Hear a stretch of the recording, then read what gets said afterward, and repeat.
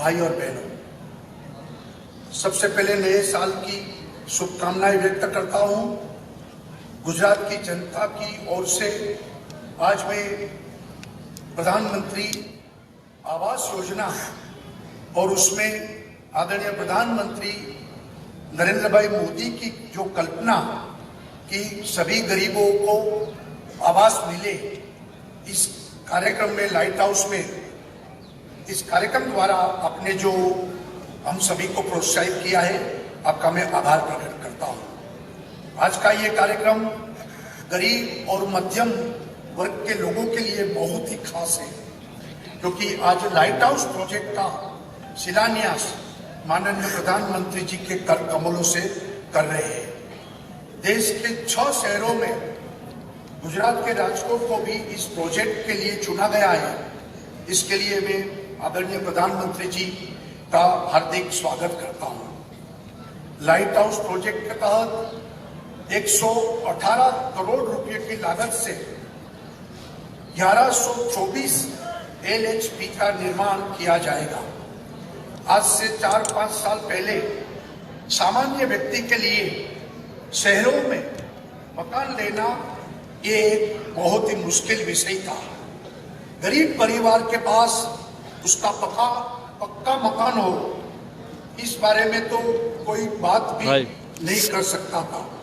लेकिन आदरणीय प्रधानमंत्री जी ने हमेशा गरीबों और मध्यम वर्गों की हितों की चिंता की है और उन्होंने सस्ते और एफोर्डेबल हाउसिंग देने का जो बीड़ा उठाया, इसके कारण ये संभव हो रहा है। प्रधानमंत्री आवास योजना की लोकप्रियता इस बात का प्रमाण है कि देश को इस योजना की कितनी जरूरत थी और आज इस योजना से देश के करोड़ों गरीब परिवारों को पक्के अपना घर मिल रहा है।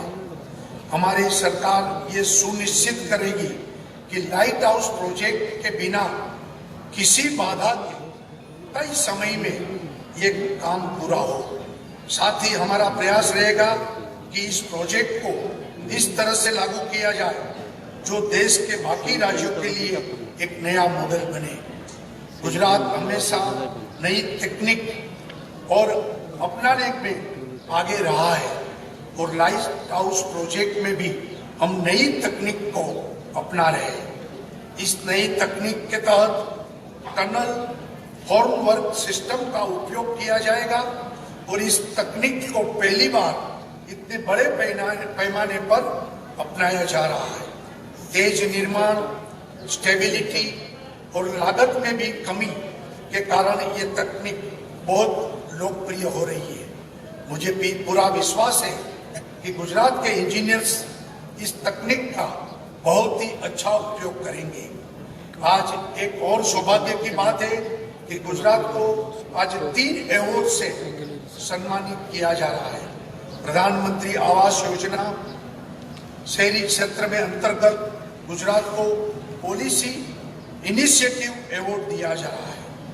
पॉलिसी ड्रिवन स्टेट होने के नाते हमने PMAY के सुचारू आयोजन के लिए एफोर्डेबल हाउसिंग पॉलिसी बनाई है। दूसरा award best affordable housing project on private land के लिए है।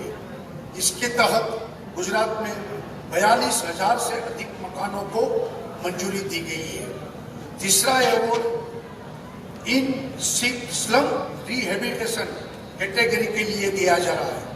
इन योजना के तहत हमने 60,000 से अधिक मकानों को पुनः पक्का मकान पुनः स्थापित किया है।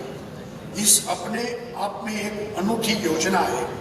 इस योजना में तैयार मकान लाभार्थी के एक नया पता और नई पहचान मिली है। गुजरात में प्रधानमंत्री आवास योजना को बहुत ही अच्छे से लागू किया गया है और 7,29,000 मकानों को निर्माण की मंजूरी भी दी गई है और 6,29,000 मकानों का निर्माण कार्य जारी है। इतना ही नहीं, हमने अब 4,39,000 मकानों को लाभार्थियों को सौंप भी दिया है और इस तरह प्रधानमंत्री आवास योजना को लागू करने में गुजरात आज आगे है। मैं आपको ये बताना चाहता हूं कि क्रेडिट लिंक सब्सिडी यानी CLSS के तहत 2,75,000 से अधिक लाभार्थियों को घर खरीदने पर लोन पर सब्सिडी दी है। इस पर केंद्र सरकार द्वारा गुजरात को प्रथम स्थान में सम्मानित किया गया है। ये गुजरात के लिए गौरव की बात है। गुजरात सरकार ने प्रधानमंत्री आवास योजना के अंतर्गत बनने वाले सभी आवासों पर लगने वाली स्टैंप ड्यूटी और रजिस्ट्रेशन फी माफ करने का एक ऐतिहासिक निर्णय लिया है और उससे आवासों की कीमत कम होगी और गरीब लोगों को और मध्यम वर्ग के लोगों को उसमें राहत मिलेगी। आदरणीय प्रधानमंत्री जी, अंत में एक बार फिर आपका आभार प्रकट करता हूं और आपके मार्गदर्शन के कारण गुजरात की विकास यात्रा तेजी से और आगे बढ़ रही है। धन्यवाद। जय हिंद। भारत माता की जय।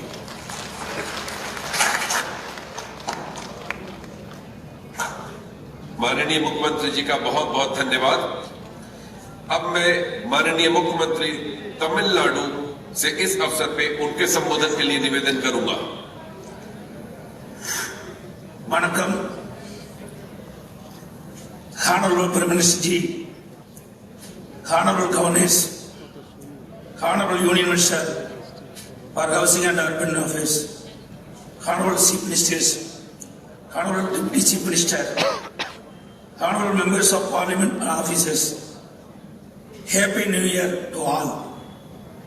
At the outset, I sincerely thank Honorable Prime Minister for selecting Tamil Nadu, which was one among the successful 6 states in the implementation of the Housing for All scheme for the Global Housing Technology Challenge India project. Tamil Nadu is the most urbanized state in the country, where 48.45% of the total population are living in urban areas, in which 14.63 lakh families are living in the urban slums. In order to eradicate the difficulties faced by the urban slum families, late Honorable Chief Minister Project Talavi Amma and unveiled Tamil Nadu Vision 2023, in which slum-free cities in Tamil Nadu by 2023. Honorable Amma, realizing the aspirational housing requirements of urban poor families, added that the tenements must have a bedroom, a hall, a kitchen, toilet, bathroom and a balcony to be built with a breathing area of at least 400 square feet and be provided with fans and electrical fittings. Under the PMAY, the unit cost per house is rupees 1.20 lakh, which includes 72,000 rupees from the central government and 48,000 rupees from the state government. Additionally, the state government provides a grant of 50,000 rupees towards the reinforced cement concrete roofing. In addition, 23,000 rupees in wages and NREGA is given to each beneficiary for construction of toilets. When I reviewed the scheme recently, I found out that the present unit cost is not sufficient for the poorest of poor to construct a house due to increase in prices and loss of livelihood due to COVID-19. I therefore sanctioned 70,000 rupees additionally to each house, increase the unit cost from 1.70 lakh rupees to 2.40 lakhs rupees, costing the state government 1,805 crore rupees for constructing 2.5 lakh houses. Under the Pradhan Mantri Awas Yojana, sanction has been awarded to construct 1,62,720 storied tenements and 3,42,769 individual houses at a total cost of 27,000 crore rupees.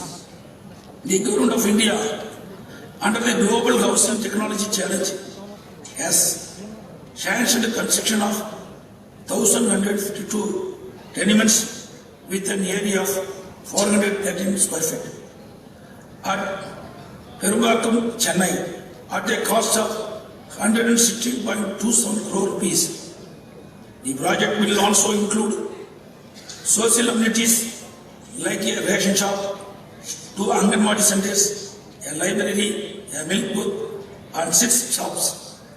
The project will also have a sewage treatment plant and an electrical substation. This work will be completed within 15 months.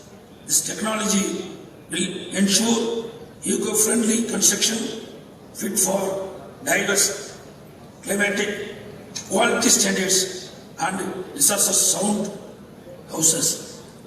These tenements will be allotted to the urban poor slum families living on the banks of waterways and other accessible lands in Chennai city. The Government of Tamil Nadu is pleased to partner with the Government of India in such initiatives and projects. Nandri, Vanakkam. बहुत बहुत धन्यवाद माननीय। अब मैं माननीय मुख्यमंत्री आंध्र प्रदेश से इस अवसर पे उनके संबोधन के लिए निवेदन करता हूं।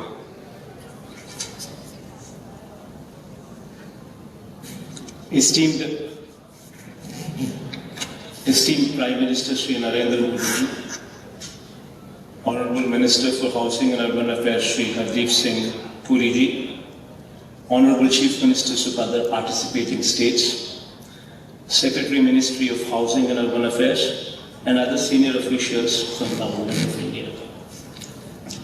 On behalf of the people of Andhra Pradesh and myself, I extend warm greetings to the Honorable Prime Minister Shri Narendra Modi ji and others on the occasion of New Year 2021.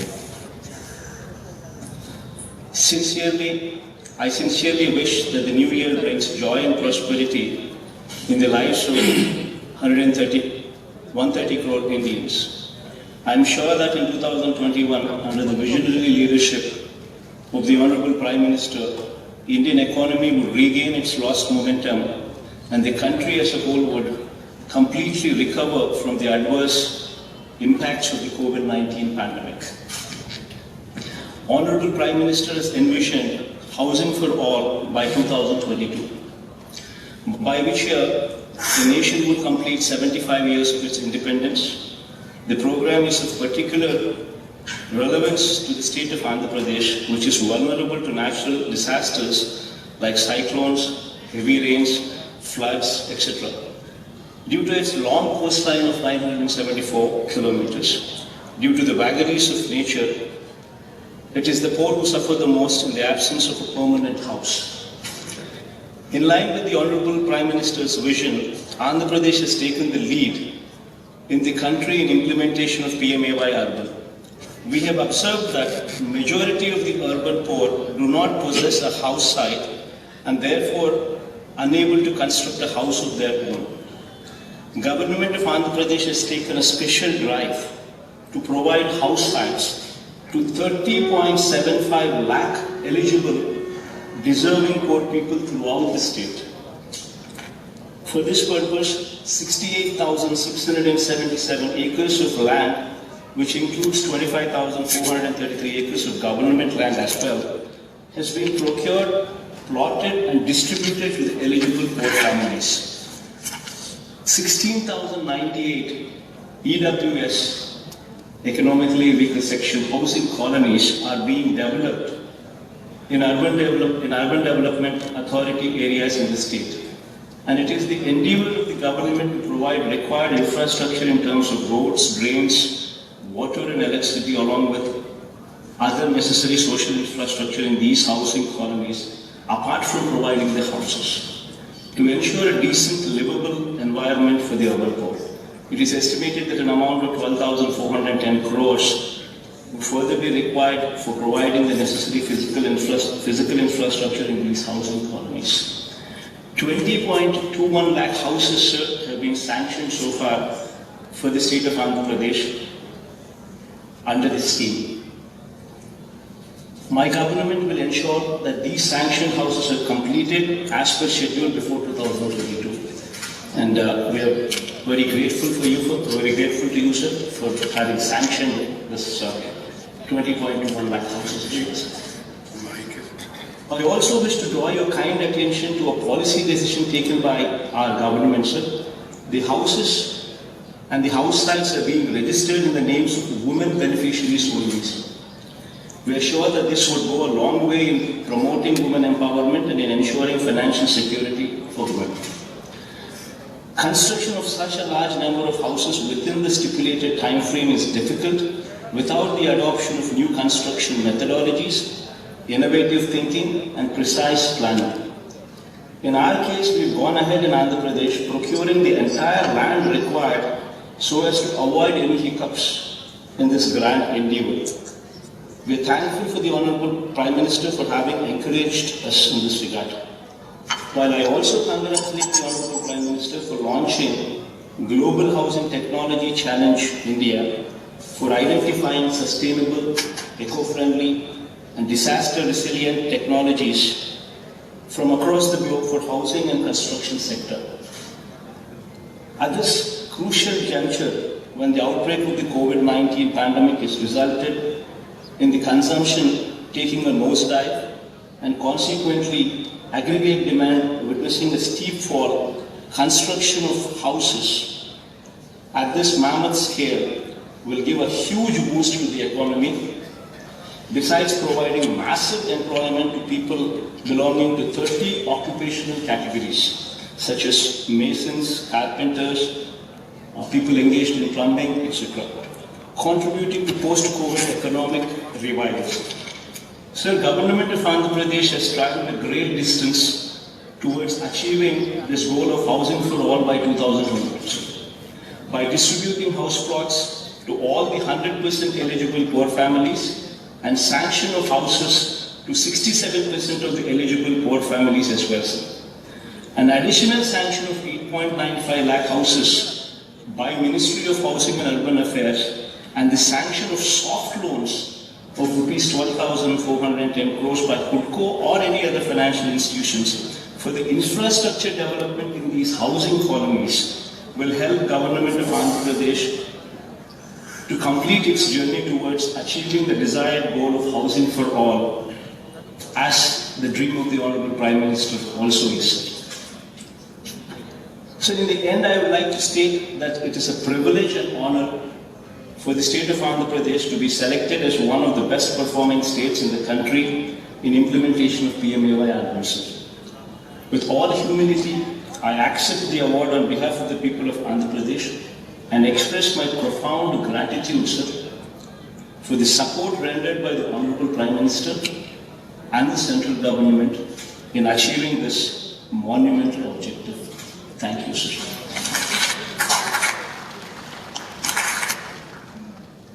बहुत बहुत धन्यवाद माननीय मुख्यमंत्री झारखंड से उनके संबोधन के लिए विनम्र निवेदन है।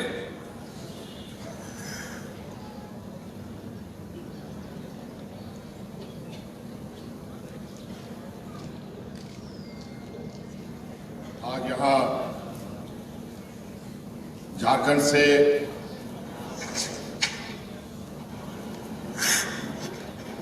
लाइट हाउस प्रोजेक्ट के इस उद्घाटन शिलान्यास कार्यक्रम में हमारे साथ उपस्थित हमारे देश के प्रधानमंत्री आदरणीय प्रधानमंत्री जी, हमारे साथ उपस्थित स्थानीय सांसद, विधायक, उप महापौर, पदाधिकारीगण, आज के इस शिलान्यास कार्यक्रम में अपनी ओर से मैं आप सबका हार्दिक अभिनंदन करते हुए प्रधानमंत्री जी को जोहार करता हूं।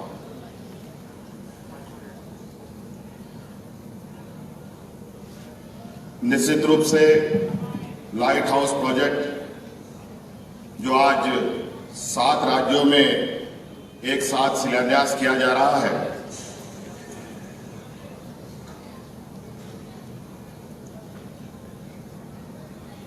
ये प्रोजेक्ट के माध्यम से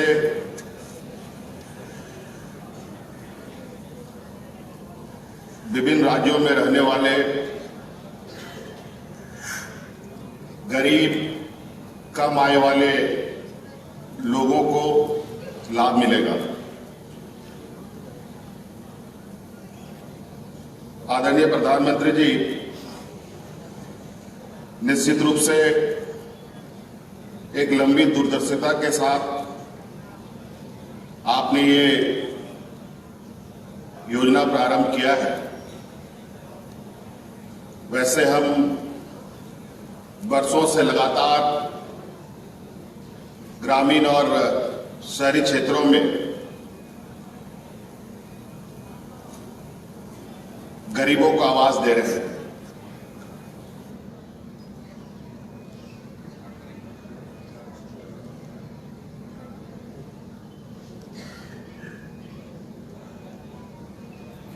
धन्यवाद देता हूं और एक संक्षिप्त आग्रह करना चाहूंगा सर कि जिस तरीके से शहरों में लोगों का आना और यहां बसना होता है, बहुत सारे गरीब मजदूर शहरों में रोजगार की तलाश में आते हैं और बस जाते हैं। ये अनवरत ये चीजें चलती रहती हैं और मुझे लगता है बहुत सारे ऐसे गरीब मजदूर भविष्य में भी आते रहेंगे। मुझे लगता है सर इसमें एक लंबी चर्चा के साथ एक ऐसी कार्य योजना हम तैयार करें जिसके माध्यम से इस तरीके के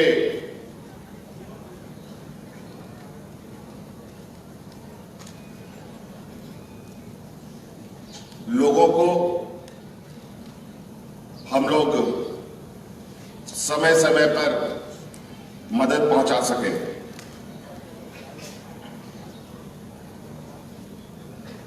सर, झारखंड अत्यंत पिछड़ा प्रदेश है। यहां इस एलएचपी प्रोजेक्ट के माध्यम से 1008 घरों को बनना है और इसमें सर राज्य सरकार, केंद्र सरकार की एक हिस्सेदारी है और लाभुकों की एक हिस्सेदारी है।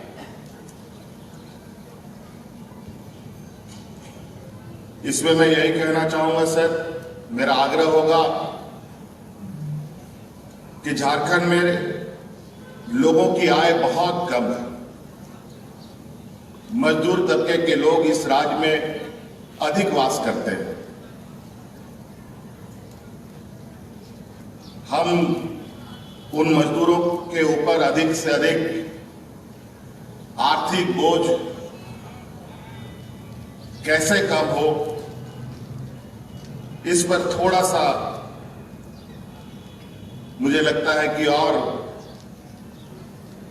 चिंतन करने की आवश्यकता है। लगभग 7 लाख रुपए गरीबों को अपने खुद से इंतजाम करने की आवश्यकता इसमें पड़ेगी। इसमें से थोड़ा कुछ शेयर केंद्र सरकार की तरफ से बढ़ा दिया जाता तो ये बहुत अच्छा होता। विशेष सर यही आग्रह के साथ आपके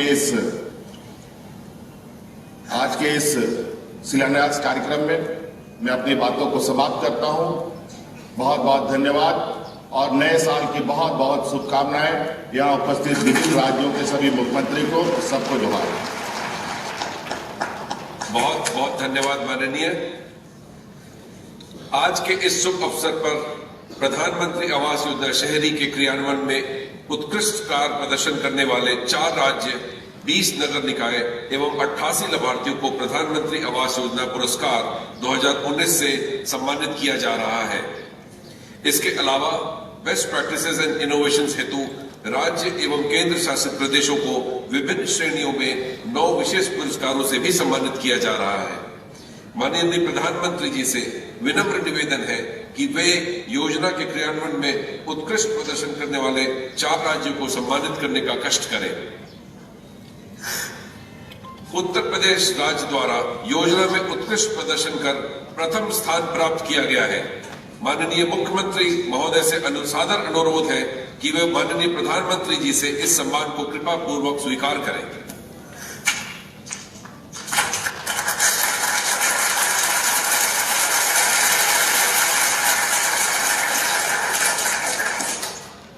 बहुत बहुत धन्यवाद माननीय। मध्य प्रदेश राज्य द्वारा द्वितीय स्थान प्राप्त किया गया है। माननीय मुख्यमंत्री महोदय से अनुरोध है कि वे कृपा पूर्वक इस सम्मान को स्वीकार करें।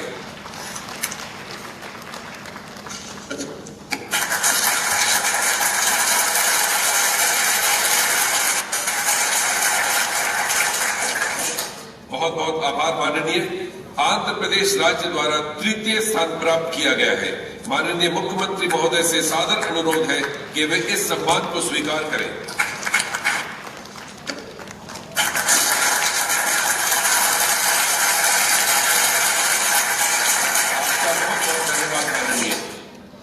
त्रिपुरा राज्य द्वारा योजना में उत्तर पूर्वी और पहाड़ी राज्यों की श्रेणी में उत्कृष्ट प्रदर्शन किया गया है।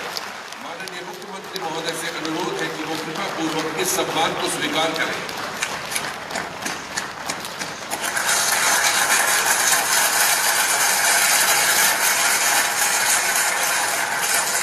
माननीय प्रधानमंत्री जी का बहुत बहुत धन्यवाद। माननीय प्रधानमंत्री जी की प्रेरणा से देश के निर्माण क्षेत्रों में एक क्रांतिकारी परिवर्तन लाने का ऐतिहासिक क्षण आ गया है।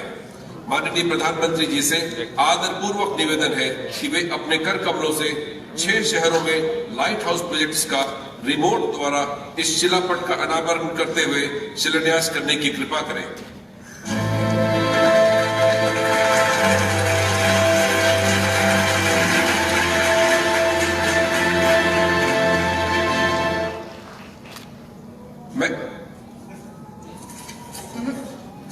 माननीय प्रधानमंत्री जी से माननीय राज्यपाल एवं माननीय मुख्यमंत्री त्रिपुरा से निवेदन है कि वे मुख्यमंत्री झारखंड से निवेदन है कि वे रांची में precast concrete construction system precast volumetric तकनीक से बनने वाले लाइट हाउस प्रोजेक्ट का शिलान्यास करने का कष्ट करें।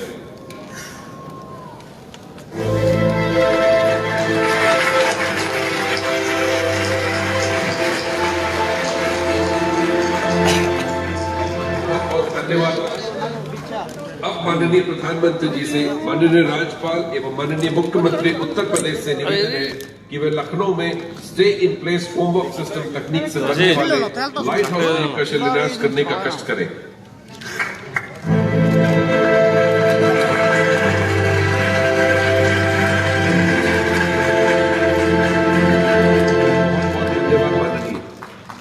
अब माननीय प्रधानमंत्री जी से माननीय राज्यपाल एवं माननीय मुख्यमंत्री मध्य प्रदेश से निवेदन है कि वे इंदौर में pre fabricated sandwich panel system तकनीक से बनने वाले लाइट हाउस प्रोजेक्ट का शिलान्यास करने का कष्ट करें।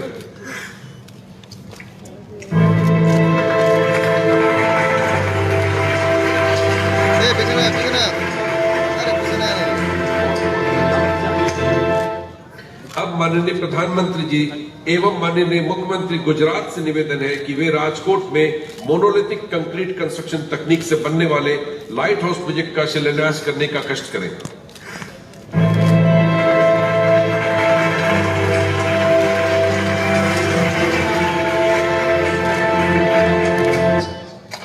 बहुत धन्यवाद महोदय।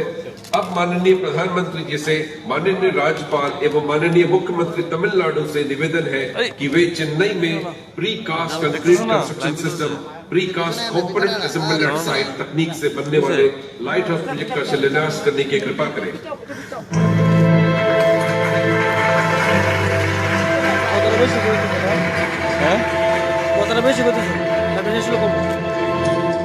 बहुत बहुत धन्यवाद माननीय। आत्मनिर्भर भारत के रूप में एक नए राष्ट्र निर्माण के प्रेरणा स्रोत माननीय प्रधानमंत्री जी से अब हम आदरपूर्वक अनुरोध करेंगे कि वे अपने आशीर्वचनों से हम सबका मार्गदर्शन देने की कृपा करें। नमस्कार। केंद्रीय मंत्रिमंडल में मेरे सहयोगी श्रीमान हरदीप सिंह पुरी जी, त्रिपुरा के मुख्यमंत्री विप्लव कुमार देव जी, झारखंड के मुख्यमंत्री भाई हेमंत सोरेन जी, उत्तर प्रदेश के मुख्यमंत्री योगी आदित्यनाथ जी, मध्य प्रदेश के मुख्यमंत्री श्रीमान शिवराज सिंह जी चौहान, गुजरात के मुख्यमंत्री श्रीमान विजय रूपाणी जी, तमिलनाडु के मुख्यमंत्री थिरुई के पनलानी स्वामी जी, आंध्र प्रदेश के मुख्यमंत्री श्री वाई एस जगन मोहन रेड्डी जी, कार्यक्रम में उपस्थित सभी आदरणीय गवर्नर महोदय, उपस्थित अन्य सभी महानुभाव, भाई और बहनों, आप सभी को, सभी देशवासियों को 2021 की बहुत बहुत शुभकामनाएं, अनेक अनेक मंगल कामनाएं। आज नई ऊर्जा के साथ, नए संकल्पों के साथ और नए संकल्पों को सिद्ध करने के लिए तेज गति से आगे बढ़ने का आज शुभारंभ है। आज गरीबों के लिए, मध्यम वर्ग के लिए, घर बनाने के लिए नई टेक्नोलॉजी देश को मिल रही है। तकनीकी भाषा में आप इसे लाइट हाउस प्रोजेक्ट कहते हैं। मैं मानता हूं ये 6 प्रोजेक्ट वाकई लाइट हाउस, प्रकाश स्तंभ की तरह है। ये 6 लाइट हाउस प्रोजेक्ट देश में हाउसिंग कंस्ट्रक्शन को नई दिशा दिखाएंगे।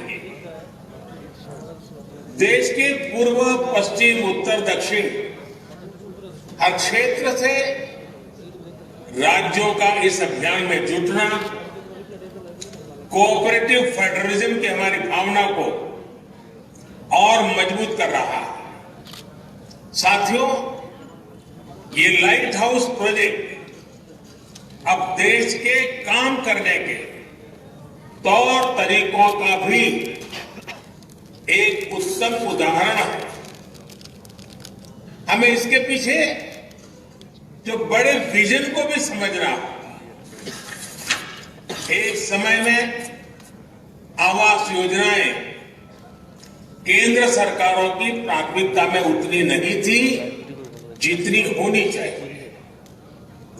सरकार घर निर्माण की बारीकियों और क्वालिटी पर नहीं जाती थी, लेकिन हमें पता है बिना काम के विस्तार में ये जो बदलाव किए गए हैं, अगर ये बदलाव न होते कितना कठिन होता। आज देश ने एक अलग अप्रोच चुनी है, एक अलग मार्ग अपनाया है। साथियों, हमारे यहां ऐसी कई चीजें हैं जो प्रक्रिया में बदलाव किए बिना ऐसे ही निरंतर चलती जाती है, चलता है। और हाउसिंग से जुड़ा मामला भी बिल्कुल ऐसा ही रहा। हमने इसको बदलने की ठानी। हमारे देश को बेहतर टेक्नोलॉजी क्यों नहीं मिलनी चाहिए? हमारे गरीब को लंबे समय तक ठीक रहने वाले घर क्यों नहीं मिलने चाहिए? हम जो घर बनाते हैं वो तेजी से पूरे क्यों ना? सरकार के मंत्रालयों के लिए ये जरूरी है कि वो बड़े और सुस्त स्ट्रक्चर जैसे ना हो, बल्कि स्टार्टअप की तरह चुस्त भी हो और दुरुस्त भी होने चाहिए। इसके लिए हमने ग्लोबल हाउसिंग टेक्नोलॉजी चैलेंज का आयोजन किया और दुनिया भर की अग्रणी कंपनियों को हिंदुस्तान में निमंत्रित किया। मुझे खुशी है कि दुनिया भर की 50 से ज्यादा इनोवेटिव कंस्ट्रक्शन टेक्नोलॉजी ने इस समारोह में हिस्सा लिया, स्पर्धा में हिस्सा लिया। इस ग्लोबल चैलेंज से हमें नई टेक्नोलॉजी को लेकर इनोवेट और इंक्यूबेट करने का स्कोप मिला है। इसी प्रक्रिया के अगले चरण में अब आज से अलग अलग साइट्स पर 6 लाइट हाउस प्रोजेक्ट का काम शुरू हो रहा है। ये लाइट हाउस प्रोजेक्ट्स आधुनिक टेक्नोलॉजी और इनोवेटिव प्रोसेस से बनेंगे। इसमें इंफ्रास्ट्रक्चर का टाइम कम होगा, इसमें कंस्ट्रक्शन का टाइम कम होगा और गरीबों को ज्यादा रेजिलियंट, अफोर्डेबल और कंफर्टेबल घर तैयार होंगे।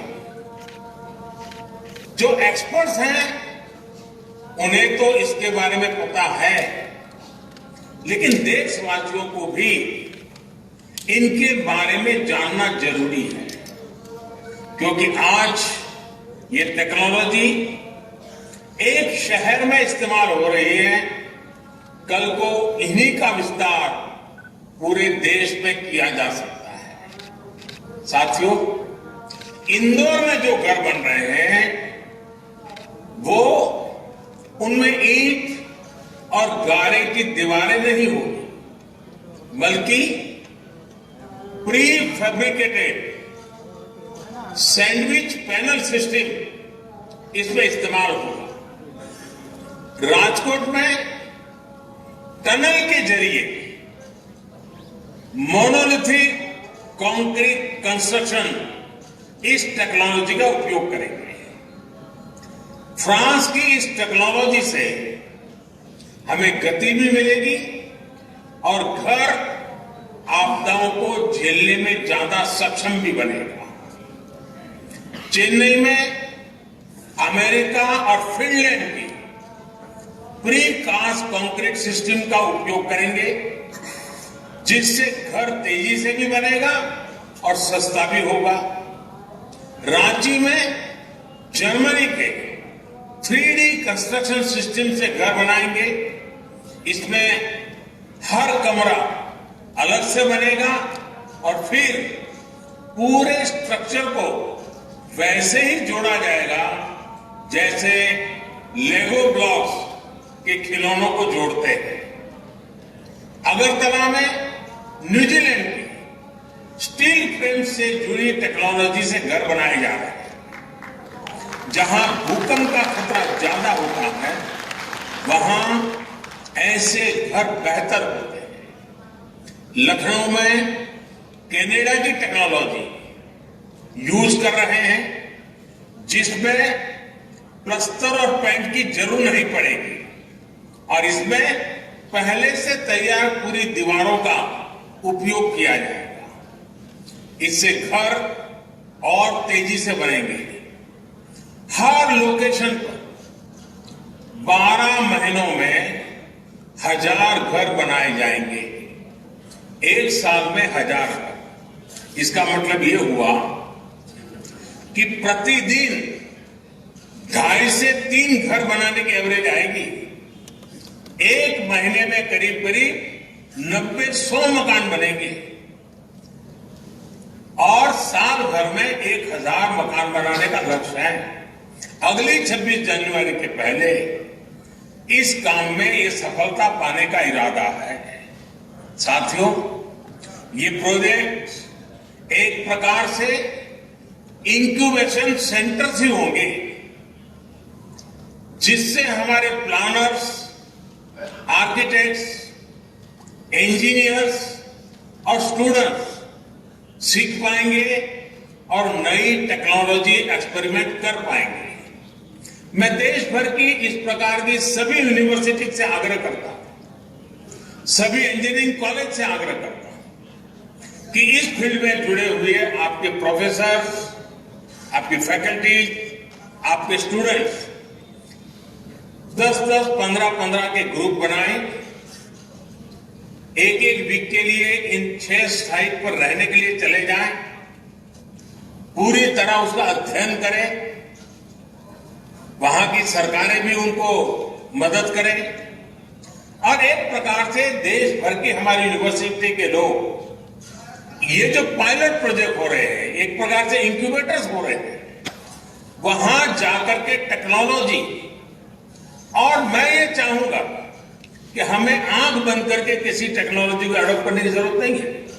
हम देखें और फिर हमारे देश की जरूरत के हिसाब से, हमारे देश के संसाधनों के हिसाब से, हमारे देश की रिक्वायरमेंट के हिसाब से हम इस टेक्नोलॉजी का शेप बदल सकते हैं क्या, उसकी एक्टिविटी बदल सकते हैं क्या, उसके परफॉर्मेंस लेवल को बदल सकते हैं क्या। मैं पक्का मानता हूं हमारे देश के नौजवान ये देखेंगे, उसमें जरूर वैल्यू एडिशन करेंगे, कुछ नयापन जोड़ेंगे और सचमुच में देश एक नई दिशा में तेज गति से आगे बढ़ेगा। इसी के साथ साथ घर बनाने से जुड़े लोगों को नई टेक्नोलॉजी से जुड़ी स्किल अपग्रेड करने के लिए सर्टिफिकेट कोर्स भी शुरू किया जा रहा है। ये बहुत बड़ा काम है। हमने इसके साथ human resource development, skill development, इसको साइमल्टेनियस शुरू किया है। ऑनलाइन आप पढ़ सकते हैं, इस नई टेक्नोलॉजी को समझ सकते हैं, आप एग्जाम देकर के सर्टिफिकेट प्राप्त कर सकते हैं। ये इसलिए किया जा रहा है ताकि देशवासियों को घर निर्माण में दुनिया की बेस्ट टेक्नोलॉजी और मटेरियल मिल सके। साथियों, देश में ही आधुनिक हाउसिंग टेक्नोलॉजी से जुड़ी रिसर्च और स्टार्टअप्स को प्रमोट करने के लिए आशा इंडिया प्रोग्राम चलाया जा रहा है। इसके माध्यम से भारत में ही 21वीं सदी के घरों के निर्माण की नई और सस्ती टेक्नोलॉजी विकसित की जाएगी। इस अभियान के तहत 5 सर्वश्रेष्ठ तकनीकों को चयन भी किया गया है। अभी मुझे बेहतरीन कंस्ट्रक्शन टेक्नोलॉजी पर आधारित किताब और ऑनलाइन सर्टिफिकेट कोर्स नवरीति, इससे जुड़ी पुस्तकों के विमोचन का भी अवसर मिला। इनसे जुड़ी सभी साथियों को भी इस एक प्रकार से होलिस्टिक अप्रोच के लिए मैं सभी साथियों को बहुत बहुत बधाई देता हूं। साथियों, शहर में रहने वाले गरीब हो या फिर मध्यम वर्ग के, उन सब से और इन सब का एक सबसे बड़ा सपना क्या होता है? हर किसी का सपना होता है अपना घर। किसी को भी पूछिए, उसके मन में होता है भाई ये घर बना ले, बच्चों को जिंदगी अच्छी चली जाएगी।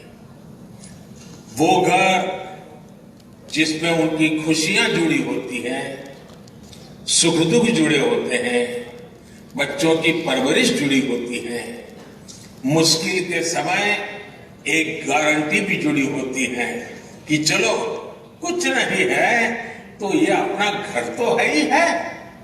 लेकिन बीते वर्षों में अपने घर को लेकर लोगों का भरोसा टूटता जा रहा था। जीवन भर की पूंजी लगाकर घर खरीद तो लिया, पैसे तो जमा कर दिए, लेकिन घर कागज पर ही रहता था, घर मिल जाएगा इसका भरोसा नहीं रह गया था।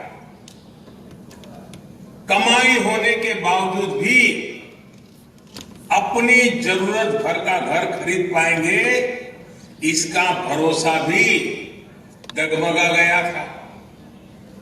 वजह क्योंकि कीमतें इतनी ज्यादा हो गई थी। एक और भरोसा जो टूट गया था वो ये कि क्या कानून हमारे साथ देगा कि नहीं देगा। अगर बिल्डर के साथ कोई झगड़ा हो गया, मुसीबत आ गई, तो ये भी एक चिंता का विषय था। हाउसिंग सेक्टर की स्थिति हो गई थी कि किसी गड़बड़ी की स्थिति में सामान्य व्यक्ति को ये भरोसा ही नहीं था कि कानून उसके साथ खड़ा होगा। और साथियों, इन सब से वो किसी तरह निपटकर आगे बढ़ना भी चाहता था। तो बैंक की ऊंची ब्याज, कर्ज मिलने में होने वाली मुश्किलें उसके और इन सपनों को फिर एक बार नीचे पस्त कर देती थी। आज मुझे संतोष है कि बीते 6 वर्षों में देश में जो कदम उठाए गए उसने एक सामान्य मानवी का, खास करके मेहनतकश मध्यम वर्गीय परिवार का ये भरोसा लौटाया है कि उसका भी अपना घर हो सकता है, अपना मालिकी का घर हो सकता है। अब देश का फोकस है गरीब और मध्यम वर्ग की जरूरतों पर। अब देश ने प्राथमिकता दी है शहर में रहने वाले लोगों की संवेदनाओं को, उनकी भावनाओं को।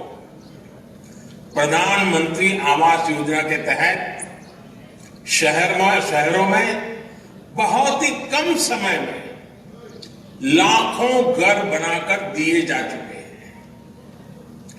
लाखों घरों के निर्माण का काम जारी भी है।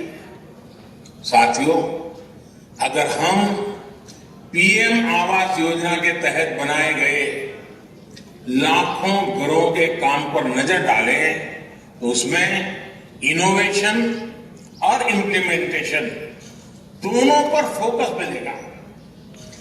बिल्डिंग मटेरियल से मैं स्थानीय जरूरतों और घर के मालिक की अपेक्षाओं के अनुसार इनोवेशन नजर आएगा। घर के साथ साथ दूसरी योजनाओं को भी एक पैकेज के रूप में इससे जोड़ा गया है। इससे जो गरीब को घर मिल रहा है उसमें पानी, बिजली, गैस, ऐसी जो उसकी आवश्यक सुविधाएं हैं, ऐसी अनेक सुविधाएं सुनिश्चित की जा रही है। इतना ही नहीं, पारदर्शिता सुनिश्चित करने के लिए हर घर की जियो टैगिंग की जा रही है। जियो टैगिंग के कारण हर चीज का पता चलता है। इसमें भी टेक्नोलॉजी का पूरा इस्तेमाल किया जा रहा है। घर निर्माण के हर स्टेज की तस्वीर वेबसाइट पर अपलोड करनी पड़ती है। घर बनाने के लिए जो सरकारी मदद है वो सीधे लाभार्थी के बैंक खाते में भेजी जाती है। और मैं राज्यों का भी आभार व्यक्त करूंगा क्योंकि इसमें वो भी बहुत सक्रियता से साथ चल रहे हैं। आज कई राज्यों को इसके लिए सम्मानित करने का भी मुझे सौभाग्य मिला है। मैं इन राज्यों को जो विजयी हुए हैं, जो आगे बढ़ने के लिए मैदान में आए हैं, उन सभी राज्यों को विशेष रूप से बधाई देता हूं। साथियों, सरकार के प्रयासों का बहुत बड़ा लाभ शहरों में रहने वाले मध्यम वर्ग को हो रहा है। मध्यम वर्ग को अपने पहले घर के लिए एक तय राशि के होम लोन पर ब्याज में छूट दी जा रही है। अभी कोरोना संकट के दौरान भी सरकार ने होम लोन पर ब्याज में छूट की विशेष योजना शुरू की। मध्यम वर्ग के साथियों के जो घर बरसों से अधूरे पड़े थे, उनके लिए 25,000 करोड़ रुपए का विशेष फंड भी बनाया गया है। साथियों, इन सारे फैसलों के साथ ही लोगों कि जिस प्रोजेक्ट में वो पैसा लगा